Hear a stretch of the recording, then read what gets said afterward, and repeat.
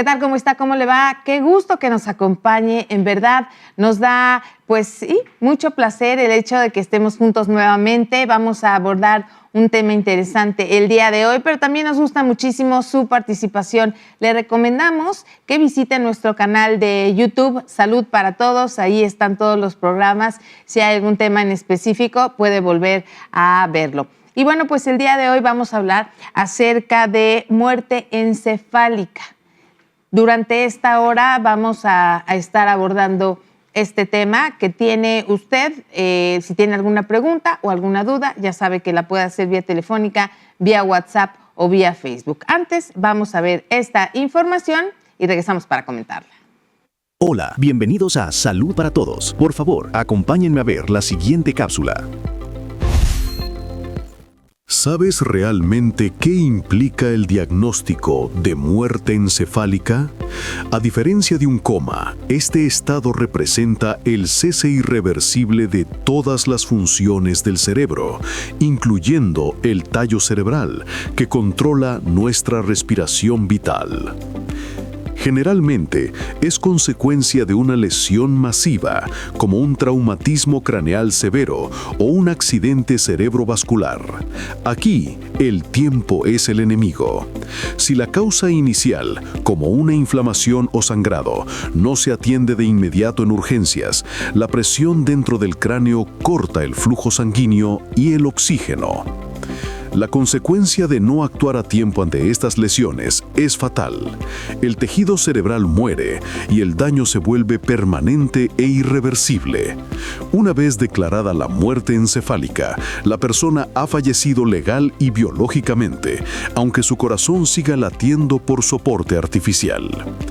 Por eso, la prevención de accidentes y el control de la presión arterial son nuestra mejor defensa. Infórmate y cuídate. Recuerda, la salud es primero. Salud para todos.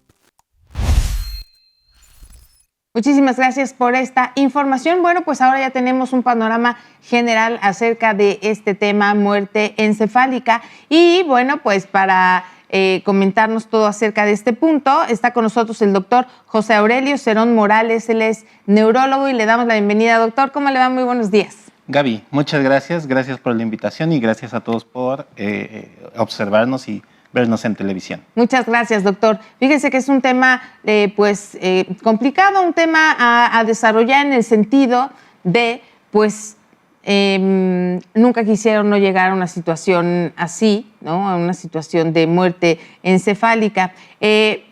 Para comenzar, ¿no? Lo primero que quisiera preguntarle es cómo se define exactamente esta muerte encefálica desde el punto de vista neurológico, pero antes acompañado también de este órgano que es el cerebro, ¿no? Y que es un órgano fundamental y que a partir de ahí se desarrollan pues todo el funcionamiento del cuerpo. Sí, mira, primero obviamente entender o que todos entendamos que todo el organismo obviamente es maravilloso, cada órgano tiene funciones importantes y vitales. Sí. Obviamente si nos falla algo, un riñón, el intestino o algo, en algún momento podemos llegar a fallecer, pero siempre tener esta idea de que el cerebro es como la computadora de todo el organismo, es decir, quien manda, ¿no? O sea, yo puedo tener, por ejemplo, una fábrica y tener mi jefe y tener mis trabajadores, pero si mi jefe falla, los trabajadores van a estar por aquí y por allá y esa fábrica en algún momento va a caer. ¿Sí me explico? Entonces, si perdemos al jefe, a la computadora, a quien manda, obviamente el resto del cuerpo también puede empezar a fallar. Entonces, el cerebro es el que organiza todo. Es el que siente, el que nos hace ver, el que nos hace hablar, el que nos hace movernos. Obviamente, perder su función, pues va a hacer que todo falle.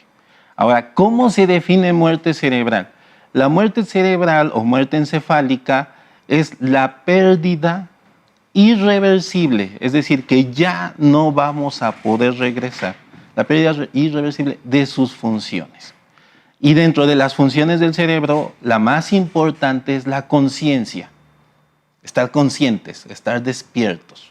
¿Sí me explicó? O sea, es como cuando vemos que se emiten las ondas, ¿no? Y eso está latiendo nuestro corazón. Cuando nosotros vemos ese tipo de estudios o los aparatitos que nos conectan y vemos el latido, bueno, ahí está latiendo el corazón. Pero piensa, en el cerebro también hay estudios similares donde también podemos ver la actividad cerebral también como ondas. Cuando esas ondas se aplanan, quiere decir que el cerebro ya dejó de funcionar. Pero bueno, al final es la pérdida de esas funciones lo que nos define la muerte cerebral. Y dentro de esas está la pérdida de la conciencia, la pérdida de la respiración automática, porque quien lleva la respiración o el marcapasos de la respiración es el cerebro, y también hay algo que se llaman los reflejos del tallo cerebral. El tallo cerebral es la estructura más importante dentro del cerebro y es la que nos permite ver, hablar, sentir, respirar. Entonces, cuando se pierden todas esas funciones que las llamamos funciones vitales, pues obviamente estamos hablando de que estamos dentro de una muerte encefálica. Ahora, doctor, ¿cómo vamos a diferenciar una muerte encefálica del coma o de un estado vegetativo? Esa es muy buena pregunta. Fíjate, hay muchas veces que no lo logramos entender como pacientes, ¿no? Como médicos sí, ¿no? Pero como pacientes. El coma es la pérdida de reflejos o de respuestas automáticas. Es decir, por ejemplo, si a mí me pinchan, yo no siento dolor, pero sigo vivo. Mi cerebro está trabajando, sí, pero por ejemplo, yo no si ahorita siento. meto la mano al fuego, pues hago así, mi Exacto. reflejo es, ¿no? Exacto. O si me pinchan, bueno, pues voy a hacer algún movimiento, voy a exclamar algo o algo. Exacto. Entonces, esa pérdida de ese tipo de reflejos o de conciencia. En coma no los tenemos. En coma no los tenemos, pero el cerebro sigue trabajando. Las funciones básicas. Y lo que decía de la respiración, o sea, y la respiración sigue, sí. así es. Entonces, eso es el coma, la falta de reflejos o de respuestas a estímulos externos. ¿Ok? Ese es coma. La siguiente, obviamente, muerte cerebral, perdemos todo eso. Y recuerda la palabra, es irreversible. O sea, ya no puede regresar uno de la muerte encefálica. Del coma, seguramente han escuchado estos casos maravillosos o milagrosos, donde dicen, bueno, estaba 10 años en coma y despertó del coma. ¿No? Cosas así que hemos visto alguna vez en las noticias. Bueno, del coma sí puede uno llegar a regresar, obviamente con tratamientos adecuados y en situaciones muy específicas, pero de la muerte cerebral desafortunadamente no. Oiga, doctor, pero por ejemplo, también he oído esto que dicen el coma inducido. Ok, el coma inducido es punto y aparte, porque hablar de coma como tal o de muerte encefálica estamos hablando de la evolución de algún problema que tuvo el cuerpo. Por ejemplo, mencionaban en la cápsula un accidente cerebrovascular, es decir, un infarto cerebral o una embolia. Cuando hay una embolia hay un aumento increíble de la presión, hay un sangrado, hay cambios en la circulación y mi cerebro se está dañando, ¿no? Pero ese es el resultado de esa enfermedad. Hablar de un coma inducido es, yo tengo un paciente que lo tengo que dormir con medicamentos para que su cerebro descanse. Entonces yo le estoy induciendo médicamente al coma, pero es una medida de tratamiento. Claro, y es algo controlado. Es algo controlado y es algo que yo, cuando ya decida que la situación va mejor, lo voy a regresar del coma, lo voy a despertar. Pero es una terapéutica médica. Y a veces sí se puede confundir, ¿no? Estar en un estado de coma o un coma inducido.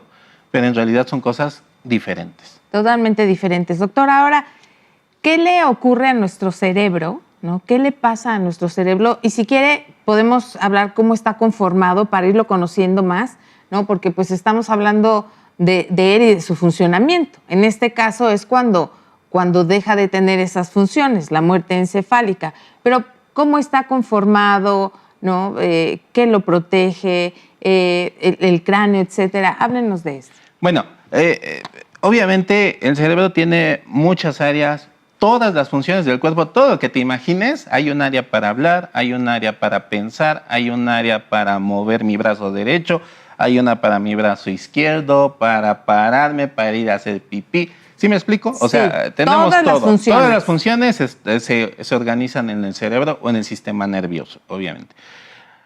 ¿Qué pasa en la muerte cerebral? Depende del origen. Al final, no, hay varias causas que llevan a muerte cerebral, pero en esencia se está muriendo el cerebro. El cerebro, de forma muy general y para que se entienda, lo dividimos, o seguramente conocemos o han escuchado de las neuronas. Las neuronas, que son las células cerebrales de la función. Sí. Las neuronas, cuando fallecen o mueren, perdemos esa función. Entonces piensa que es como una pérdida masiva y global de todas las neuronas. Ahí tenemos en pantalla que es como la imagen como más recurrente o más común que tenemos de un cerebro. Sí, lo que estamos viendo son circunvoluciones, surcos, fisuras, y lo que ahí vemos precisamente es lo que todos hemos visto seguramente en internet, en algún libro, de cómo es el cerebrito. Pero bueno, cuando lo vamos seccionando y diferenciando, la forma más sencilla para entender la muerte cerebral es la pérdida de toda la función neuronal. Las neuronas son las células que funcionan en el cerebro. Otra de las partes del cerebro que también ayuda son los axones, pero los axones son las conexiones. Son las conexiones. Piensa, a lo mejor también, me gusta mucho esto de las analogías. Piensa tú que tienes una computadora. Sí. ¿No? Y entonces un día a tu computadora se le quema el procesador, que es el chip principal. Se le quemó. Pues tu computadora ya no va a prender, pero tus cables están bien, la pantalla está bien, el teclado está bien, pero tu computadora ya no funciona porque se quemó el chip. ¿Sí me explico? Lo mismo sucede con el cuerpo. Cuando tenemos esta pérdida o la muerte encefálica, yo puedo tener mi cuerpo respirando mediante aparatos. Mi corazón puede seguir latiendo porque el corazón tiene un latido autónomo, solito late. Mi intestino funciona, mi riñón funciona, pero en algún momento, lo que te platicaba de la fábrica sin un jefe, en algún momento el riñón va a dejar de trabajar porque no tiene quien le esté dando las indicaciones. El corazón va a dejar de latir porque no tiene quien lo esté llevando ese ritmo. ¿Sí me explico? Entonces, de ahí, de la muerte cerebral, todos los demás órganos van a empezar a fallar poco a poco. Y entonces va a ser inevitable que ahora sí todo el cuerpo fallezca. Doctor, ¿le parece que hagamos una pausa? Aquí nos quedamos, retomamos esta explicación que nos está dando. Hacemos una pausa, es muy breve. Les recuerdo, si quieren hacer alguna pregunta, pueden hacerlo vía telefónica, vía WhatsApp o vía Facebook. Ahí está el número de WhatsApp. Regresamos a Salud para Todos.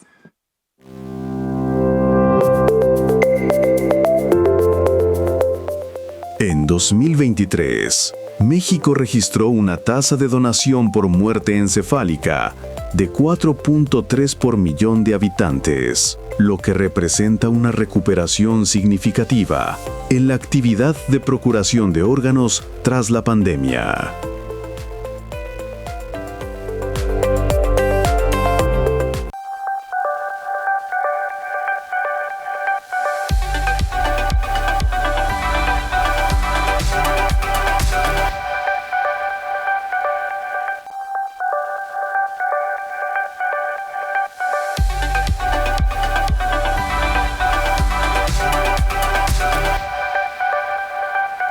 Muchísimas gracias por continuar con nosotros aquí en Salud para Todos. Recuerden que con el doctor José Aurelio Cerón Morales estamos hablando de muerte encefálica. Doctor, nos estaba explicando, haciendo esta analogía, cuando, pues, digamos, la parte central ya no funciona, las demás partes, aunque estén bien, no tengan alguna situación, algún problema, en algún momento van a dejar de funcionar.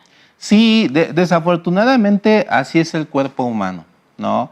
Cada órgano tiene diferentes tiempos de vida, pero necesitamos obviamente quien ordene todo. Entonces, cuando tenemos, o desafortunadamente alguien cae en muerte encefálica, pues todo lo demás va a empezar a fallar poco a poco. Cada paciente, obviamente hay tiempos que ya se han determinado como estándar, ¿no? Pero cada paciente es diferente.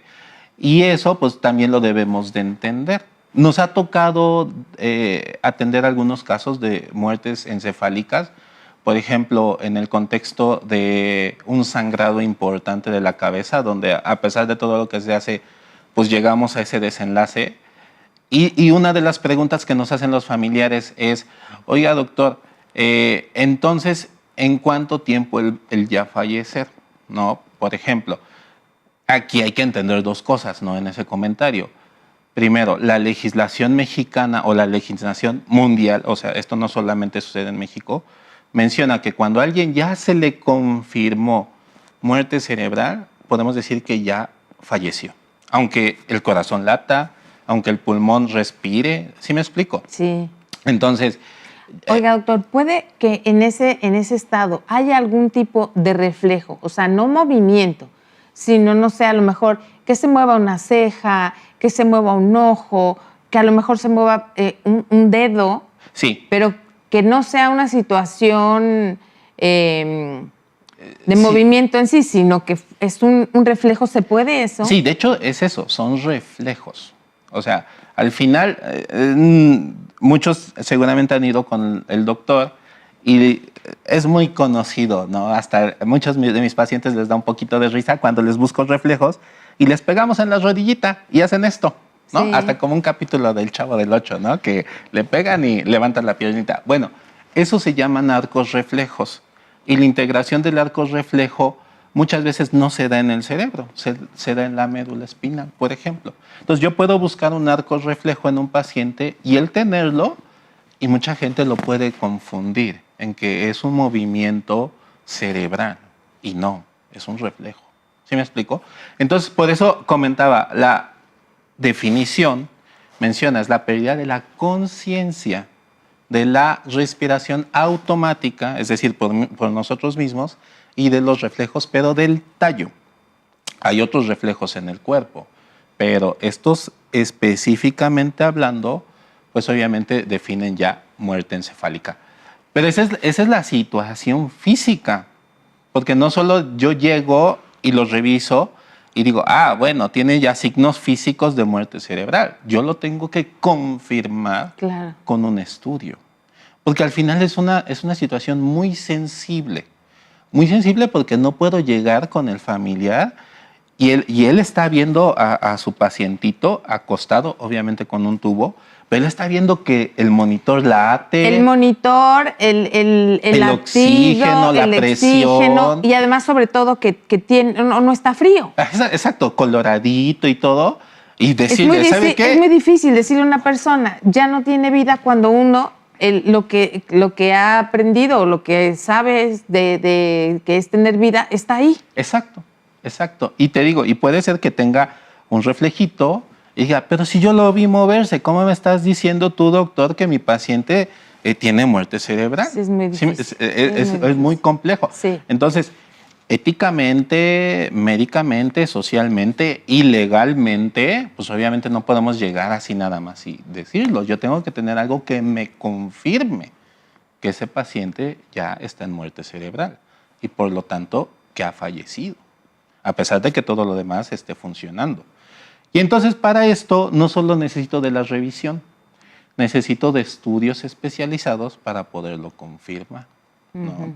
Por ejemplo, yo tengo que demostrar que el cerebro ya no funciona y tenemos un estudio que se llama electroencefalograma. Seguramente han visto muchos pacientes, les piden su estudio del corazón, el que tiene los chuponcitos, y sale muchas veces en un papelito naranja con rayitas, ¿no? Que se llama electrocardiograma. Bueno, eso es para medir la actividad cardíaca. Piensa algo muy similar, igual los chuponcitos en la cabeza, y también se grafica. Y ese es un electroencefalograma, es la actividad cerebral. Entonces yo necesito un electroencefalograma plano para poder decir con mi exploración que ese paciente está en muerte cerebral. Claro. Si no tengo ese, tengo otras opciones. Un estudio de imagen, una tomografía, pero que me enseñe la circulación. Porque cuando cae alguien en muerte cerebral, la circulación se pierde completamente. ¿Es ese estudio cuando te meten a esa cápsula? Sí, es como una dona gigante, uno está acostadito y lo van metiendo. Obviamente hay variaciones del estudio, tomografías, resonancia, pero al final, pues lo que se prefiere es que se haga un estudio que muestre la circulación. Y obviamente hay otros estudios más especializados, como algo que se llama angiografía cerebral, que es un cateterismo para ver directamente si está fluyendo la sangre. Obviamente esto mucho depende del sitio donde está uno, ¿no? Del sitio, de los recursos, ¿Pero de qué la pasa? disponibilidad. Por ejemplo, Cuando ya hay muerte encefálica, ¿ya no hay irrigación? En el cerebro, cerebralmente hablando. El resto sí. La circulación ha cesado en el cerebro. ¿Cambia la coloración? No. O sea, ¿que el cerebro tiene un color como rosita? Sí, así como lo hemos visto en las fotos, Ajá. así rosadito, bonito. Pero con entonces sus ¿tiene vasitos. algún cambio o no? No lo vemos Se porque necrosa, obviamente no lo vemos porque no abrimos, no quitamos el huesito para ver al cerebro. Lo que hacemos es ver los vasos sanguíneos, si está pasando la sangre o si no pasa, pero estrictamente hablando no estamos viendo el color del cerebro. Todo eso lo vemos como un tipo de rayos X, se llama angiógrafo. Y los rayos X tú los has visto, blanco y negro. Sí. ¿No? Entonces no es así como verlo así más negrito o De más azulito. coloración, Sí, ya. no, desafortunadamente no hacemos eso. Pero obviamente la indicación es confirmar que ya no hay actividad cerebral. Como con el electroencefalograma, un electroencefalograma plano o algún estudio de imagen que me permita ver que ya no hay flujo sanguíneo. ¿Ok? Y aquí vienen ya algunas cosas. Por ejemplo, a mí me ha tocado mucho que estoy en el contexto, por ejemplo, de algún paciente que hizo un tumor cerebral y que hizo mucho edema, mucha inflamación y ya no tiene reflejos, ¿no? Ya digo, bueno, físicamente tiene datos de muerte cerebral. Pues le pido el estudio y veo un poquitito de actividad. Por ahí una rayita o una venita nada más que está fluyendo.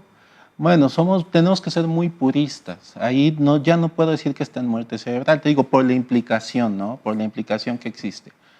Aunque yo sé que a lo mejor ese paciente ya no se va a recuperar y que la evolución va a llegar al mismo final. Pero tenemos que ser muy precisos, ¿no? Y más que nada por la cuestión legal. Sí. ¿No? Legalmente hablando, un paciente que está en muerte encefálica, por ejemplo, es el candidato ideal para donación. Claro, No. que ese es otro tema. No, en algún momento tuvimos ese tema, donación de órganos, y hablamos todo lo que usted dice ahorita. Después viene la donación de órganos. Entonces, ahora estamos hablando el antes. Exacto. Y la preparación, ¿no? Porque algunos son candidatos, otros no. Así es.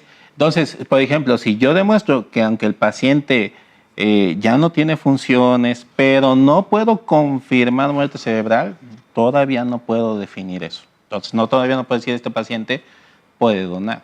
¿Sí me explico? Sí. Entonces, y ya te digo, son temas un poquito espinosos que Sí. rayan ahí en el umbral entre hacia dónde jalo.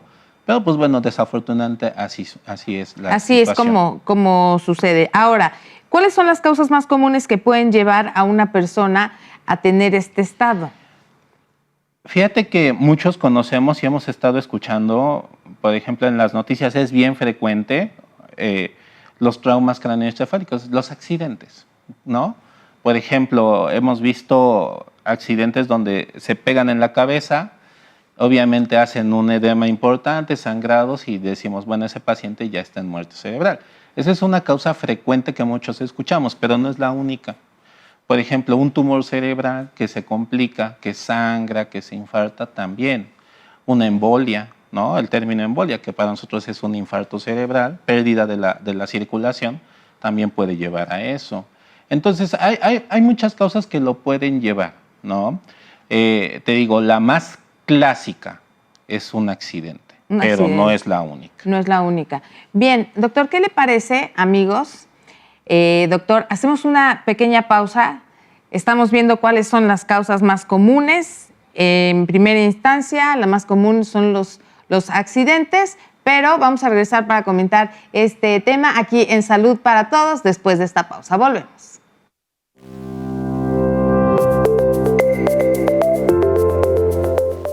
En el estado de Puebla, los programas de salud de 2024 señalan que la concreción de donaciones provenientes de pacientes con diagnóstico de muerte encefálica se mantiene baja, priorizando estrategias de concientización social para incrementar estos índices.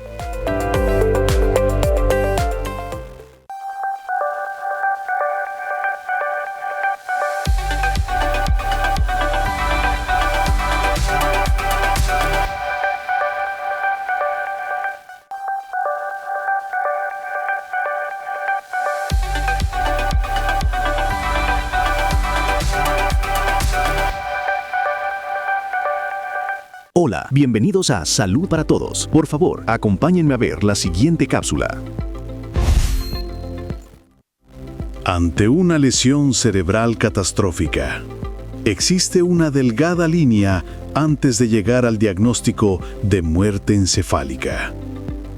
En esta fase crítica, los médicos luchan contra reloj para salvar la vida. Para evitar que el cerebro colapse totalmente, se utilizan tratamientos agresivos. La craniotomía descompresiva, que consiste en retirar parte del cráneo para dar espacio al cerebro inflamado. El coma inducido para reducir la actividad cerebral. Y la hipotermia terapéutica para bajar la temperatura del cuerpo y frenar el daño celular. Si estos tratamientos funcionan y se evita la muerte cerebral, la esperanza de vida dependerá de la severidad del daño inicial. Muchos pacientes logran sobrevivir, enfrentando un camino de rehabilitación que puede durar meses o años para recuperar su calidad de vida. La atención inmediata es la clave de la supervivencia.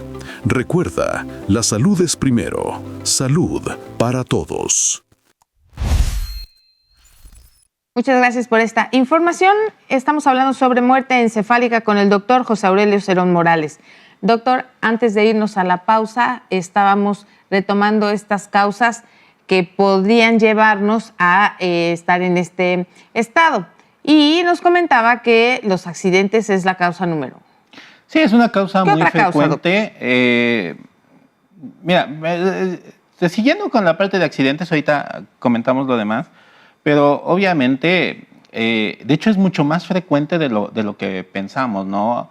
Últimamente vemos en las noticias los casos más mediáticos, pero en realidad en los hospitales encontramos muy frecuentes accidentes. Y no solo automovilísticos son los que vemos así como muy más aparatosos. Exacto. Pero me ha tocado pacientes que iban en la bicicleta, en la ciclovía y pum, se caen, un golpe en la cabeza y pues bueno, se desencadena toda esta cascada de eventos, ¿no? Por ejemplo, ¿no? Otros casos, los tumores cerebrales, ¿no? En los niños es frecuente ver tumores cerebrales, obviamente que van creciendo y llega el momento que pues sucede algún evento desafortunado como un sangrado o se empieza a inflamar el cerebro, ¿no? En adultos hay algo que algunas personas seguramente han escuchado, los aneurismas cerebrales, por ejemplo. Cuando un aneurisma, que es una dilatación o un chipotito en un vaso sanguíneo, se rompe, hay un sangrado masivo donde el 50% de los pacientes puede llegar a fallecer. Entonces, hay varias causas, no es única. Aquí el tema, obviamente, como menciona en la cápsula, es la atención más pronta, ¿no? Obviamente, cuando vemos algo que está sucediendo, pues lo ideal es llevar al pacientito a urgencias para la atención rápida, ¿no?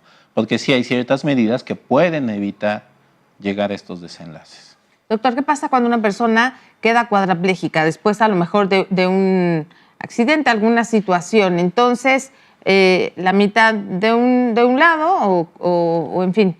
¿Qué es lo que sucede? Porque entonces la mitad sí funciona y la mitad no. ¿Cómo? Depende del tipo de daño y del lugar del daño.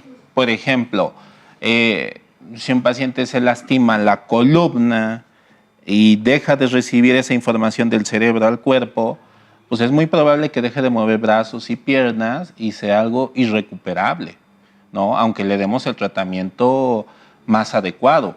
Yo, de hecho, a muchos pacientes les he dicho en algunos casos, ¿no? Te puedo dar 1000 medicamentos, puedo recomendarte al mejor fisioterapeuta o rehabilitador del mundo, pero pues al final el daño que se produjo pues tiene un límite. ¿Sí me explico? Hay gente que se va a recuperar poquito, hay gente que se va a recuperar mucho. Por ejemplo, estos casos que seguramente ahorita comentabas de aquellos pacientes que quedan con una mitad sin poder mover, es muy frecuente verlo en los infartos cerebrales, ¿no? Dependiendo del sitio, pues yo voy a dejar de mover un brazo o la pierna o la mitad, ¿no? Esos casos, por ejemplo, tienen mejores pronósticos, ¿no? Yo he tenido pacientes que han tenido infarto y después de un tiempo de rehabilitación, de manejo, pues vuelven a tener una vida aceptable. Aceptable porque obviamente hay un tope, ¿no? O sea, hay un tope de recuperación. Hay gente que se recupera muy bien, al 100%, pero hay gente que se va a recuperar al 20%, ¿no? O sea, ya son varias circunstancias que van sucediendo que nos llevan a eso. Doctor, mire, ya llegaron algunas preguntas del público y les agradecemos la participación. Preguntan, ¿es habitual que un paciente despierte de un coma no inducido? Sí, mira, no es que sea habitual, o sea, la palabra habitual en mi mente viene como frecuente. Más bien dicho, depende de la causa. Por ejemplo, un ejemplo muy común que vemos es el coma diabético, seguramente han escuchado, ¿no? Sí. Un paciente que se le sube muchísimo el azúcar, que pierde la conciencia, ¿no? Entonces, obviamente, cuando tú controlas eso, cuando controlas lo que lo llevó a eso, le mejora su azúcar, le mejora su circulación, su oxigenación, vas a regresar de ese coma. ¿Sí me explicó? Entonces, pero si por ejemplo es un coma por un infarto, pues obviamente va a tardar más tiempo, pero sí puedes regresar. Estos casos que te mencionaba al principio del programa, de estos casos anecdóticos de que llega un paciente con 10 años en coma y de repente abre los ojos y despierta, pues bueno, la verdad para nosotros también son casi milagrosos, ¿no? O sea, son casos que también nos sacan de nuestro confort médico, ¿no? O sea, decimos, ¿qué pasó? ¿Cómo es que despertó? Pero bueno, así es el cuerpo humano, Sí. ¿no? Hay casos que, pues sí hay cosas que no podemos explicar, pero pueden llegar a suceder. Sí pueden pasar. ¿Qué diferencia hay entre estado vegetativo persistente y un estado de mínima conciencia? Son términos muy puristas, digo, o sea, es muy como, o sea, solamente es la terminología, para que me entiendan. Pero el estado vegetativo es aquel paciente que tiene respuestas que las llamamos autónomas. O sea, está vivo, pero no hay una conexión entre lo consciente. Consciente es, quiero agarrar, por ejemplo, la figurilla y conscientemente yo levanto y estiro mi mano, porque es un pensamiento que yo quiero, que yo busco. ¿Sí me explicó? Estos pacientes no tienen esa conciencia. ¿Ok? Y entonces, ¿qué hacen? Pues únicamente están despiertos con sus funciones vitales. Les da hambre, si les da hambre, les da sed, pero no pueden moverse, no pueden levantarse, no pueden emitir lenguaje fluidamente. ¿Sí me explico? Y el estado de mínima conciencia, pues únicamente es como la extensión o una variedad de ese estado vegetativo. Digamos como que no es tan serio, por decirlo así. Pero al final son cosas así muy puristas, muy específicas. Muy específicas. ¿En qué estado se encuentra el cerebro de un paciente en coma tras un trauma? Igualmente, depende del grado de lesión. Pero obviamente si dijéramos, hay una clasificación de nosotros que la llamamos el estado de conciencia. El estado de conciencia es qué tan despierto o no tan despierto estoy. Obviamente el estado de conciencia se divide en despierto, ¿no? Y ese despierto es alerta o atento o inatento, ¿no? No es lo mismo que me hablen, me platiquen y yo conteste, a que me hablan y yo estoy perdido, ¿no? Entonces, alerta, atento, inatento. Luego está la somnolencia, aquí el paciente adormiladón, pero le hablas y abre los ojos, te contesta. Luego está la obnubilación, luego está el estupor, que son esos pacientes que uno están muy dormidos y los intenta despertar y apenas hacen gestos nada más, como que responden al dolor. Y luego viene el coma. Y después del coma ya viene la muerte cerebral. O sea, si lo dijéramos como por pasos, sí. Alerta, somnolencia, obnubilación, estupor, coma y muerte cerebral. Entonces, este es como el penúltimo paso. Doctor, ¿existe vida si el cerebro ya no responde? Desafortunadamente no. Lo que mencionábamos. Puede estar funcionando mi riñoncito, pero sin esa... Pero lo está haciendo de manera artificial, ¿no? ¿O cómo? Porque mire, creo que esas sí son las dudas. Usted dijo, es un tema sensible, y es un tema delicado. ¿Por qué? Porque entonces todos nos hacemos esas preguntas, o sea, ¿cómo? Entonces el riñón sí funciona, pero está siendo asistido, tiene un trabajo independiente, ¿qué pasa? Te voy a poner un ejemplo, un caso, ¿no? Un caso hipotético. Un paciente tiene un accidente automovilístico, se pega en la cabeza, llega al hospital, lo tienen que intubar, ¿no? Y definimos, bueno, está en muerte cerebral, ¿no? Pero bueno, ese paciente tiene sueros, tiene medicamentos, entonces su corazón está latiendo, el riñón está funcionando, el pulmón funciona, pero en base a un ventilador. ¿Sí me explico? La circulación está fluyendo en base a medicamentos y sueros. Cuando yo dejo de administrarle eso al paciente, los órganos piensan que son como velitas. Se van a empezar a apagar. Tienen un tiempo, cada órgano tiene un tiempo, pero se van a ir apagando, apagando, apagando hasta que se apagan. Entonces, es eso, esa es la confusión seguramente, ¿no? Decir, bueno, ¿cómo me dices que tiene muerte cerebral si está rosadito, lo que platicábamos hace un momento? Veo que está latiendo su corazón, veo cómo mueve el pecho y está entrando aire. Pero bueno, el cerebro ya no funciona. Yo cuando le quite todo eso, le quite el ventilador, le quite los sueros, le quite los medicamentos, pues su cuerpo se va a terminar por apagar. Va a ir apagándose poco a poco. Doctor, Así es. amigos, vamos a hacer una pequeñísima pausa. Es muy breve, regresamos a la recta final de Salud para Todos. No se despegue.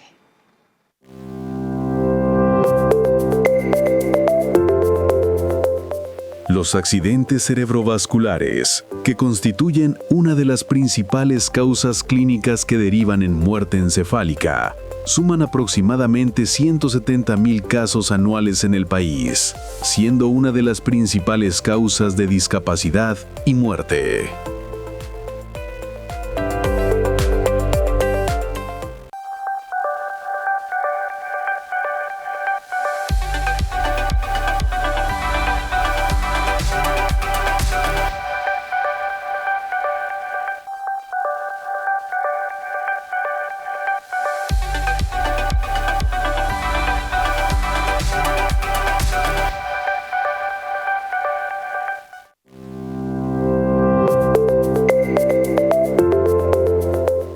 El diagnóstico clínico de muerte encefálica en México exige legalmente la demostración de la ausencia total e irreversible de todas las funciones cerebrales, incluyendo la del tallo cerebral, verificada por médicos especialistas.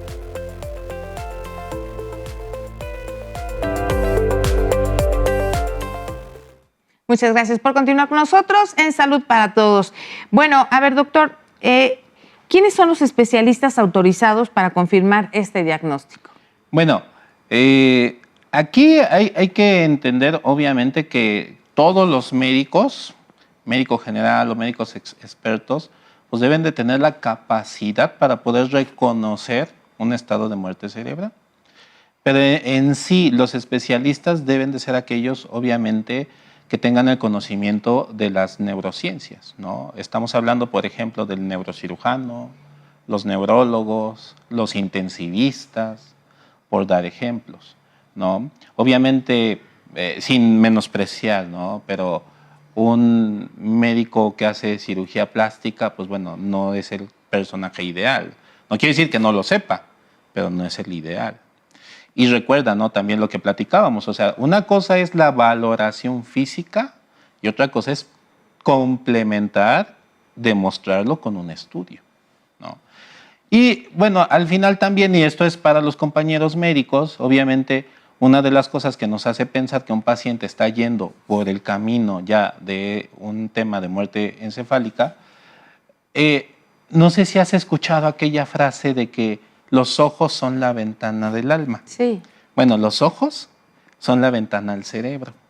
La pupila, el puntito negrito dentro del ojo, el chiquititito, ese, cuando ya hay un tema de un daño cerebral, la pupila crece, ¿ok? Y entonces ya no tiene ese movimiento o ese cerrar y abrir. Y ese es uno de los primeros datos que nos hace pensar que hay un daño masivo Más cerebral. severo, sí. Entonces ese es como, por ejemplo, nuestro primer punto a considerar para empezar este tipo de valoraciones. Bien, ahora, doctor, nos mencionaba que esto puede ser reversible o definitivamente no. Definitivamente es irreversible. O sea, si alguien ya les ha comentado que el paciente está en muerte cerebral, es irreversible. Legalmente se considera que la muerte cerebral ya es muerte total. Incluso la legislación menciona, por eso decía que es un tema muy, muy sensible. Sí. Y dar esta información al familiar tenemos que tener todas las evidencias, porque la legislación dice aquel paciente que ya está en muerte cerebral confirmada, ya incluso esa es su hora de muerte en el certificado. En el certificado, en el certificado de defunción. Entonces, no es cuando se detiene el corazón, es cuando el cerebro falla. Hablando de muerte cerebral, obviamente hay otros casos diferentes, pero bueno, hablando de este tema. Ahora, doctor, ¿existen mitos o ideas equivocadas que dificultan que pues, las familias, ante el dolor, esta pena tan grande que embarga, puedan aceptar este diagnóstico? Sí, una de los que nos hemos topado en nuestra vida profesional es que cuando damos el diagnóstico todavía tienen esta idea de que aún no ha fallecido, de que el cuerpo sigue viviendo, ¿no? Entonces, esa es una. La segunda, pues obviamente, de que puede llegar a haber algún tipo de operación que lo saque de la muerte cerebral, cosa que no es, ¿no? Que es algo imposible. Entonces, por ejemplo, esos son dos de los grandes mitos, ¿no? que hemos visto. Y la otra, obviamente, es el no tener yo confirmado. Por ejemplo, yo puedo tener mucha seguridad de que el paciente físicamente ya está en muerte cerebral, ya no hay funciones y por lo tanto es irreversible. Pero si yo no tengo un estudio que me ayude o me avale, yo no puedo llegar con el familiar. ¿Sí me explicó? Y entonces ahí entra el conflicto, porque los familiares, obviamente, y es muy, y se les reconoce, obviamente, hay muchos que dicen, yo quiero todo para mi paciente, ¿no? O sea, y les platicamos, bueno, mira, no tiene muerte cerebral porque no se lo he confirmado, pero la situación es irreversible. Y nos dicen, no, yo quiero todo. No lo desconecten, no le quiten esto, no le pongan esto, porque yo quiero todo. ¿Sí? Y es un desgaste. Y entonces entra ahí ya algo que se llama encarnizamiento terapéutico. Sí. O sea, ya el paciente ya no se beneficia de lo que le estamos haciendo y únicamente estamos agrediendo su integridad. Oiga, doctor, ¿qué pasa con el soporte artificial una vez que se confirma esta muerte cerebral? Legalmente hablando, se tiene que suspender. Legalmente. Obviamente eso es bien difícil hablarlo con los familiares. No, y bueno, y se necesita el consentimiento, autorización, las firmas, o sea, no es nada más como, bueno, o sea, se tiene que llevar un proceso. Sí, se tiene que llevar un proceso y primero es la información al familiar. Pero ahí viene, regresando al tema de los mitos, ¿no? Porque dicen, no, es que bueno, muchas veces los familiares no lo entienden, ¿no? Obviamente dentro de todo este shock que están viviendo, dentro de todo este trauma que están viviendo emocionalmente, muchos no lo entienden, ¿no? Le decimos, bueno, es que sabes que ya está en muerte cerebral, ya no hay más que hacer y lo tenemos que quitar del ventilador, ¿no? Y dice, no, es que no quiero que lo desconecten, lo van a matar. ¿Sí me explico? Entonces, y ahí es la labor que tiene que hacer el médico para hacer entender la situación. Doctor, ¿qué órganos pueden donarse cuando un paciente ha sido declarado con muerte cerebral? Primero, saber que son órganos viables, ¿no? Por ejemplo, puede haber sido, platicábamos el caso del choque, ¿no?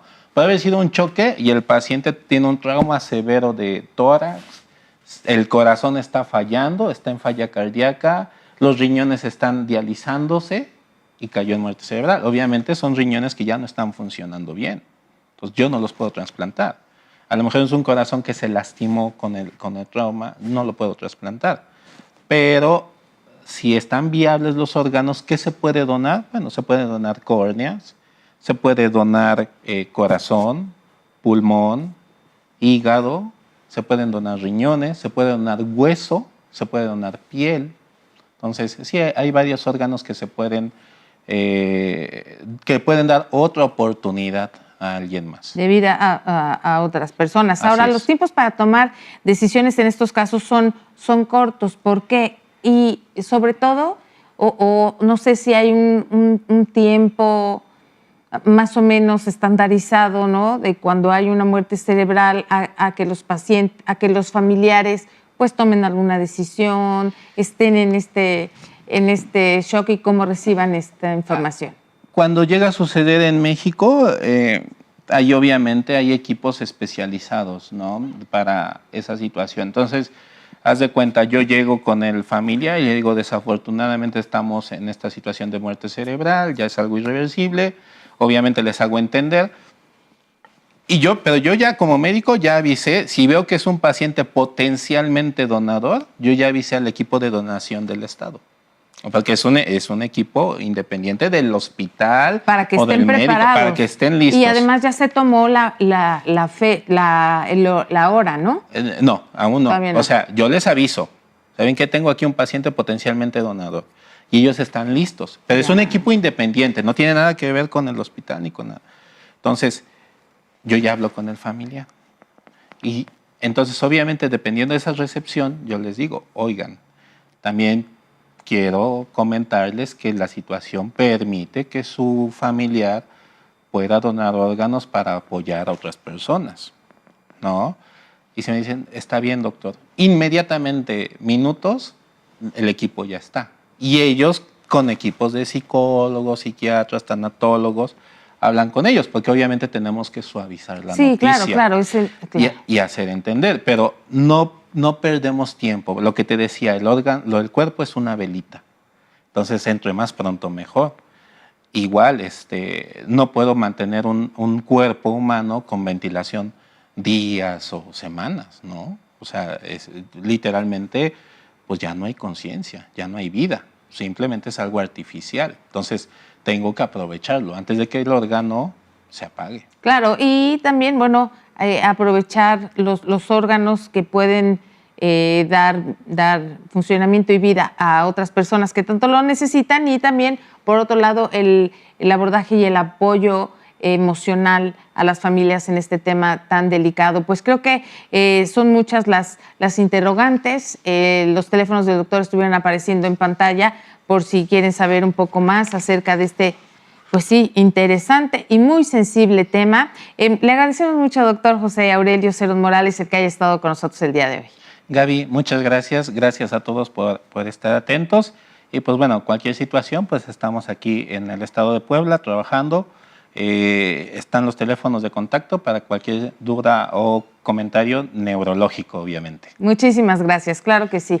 Muchas gracias, y también le agradecemos a usted que estuvo atento del programa. Recuerde asistir a la consulta médica y evitar la automedicación. Que tenga muy buen día y nos vemos en la siguiente. Gracias.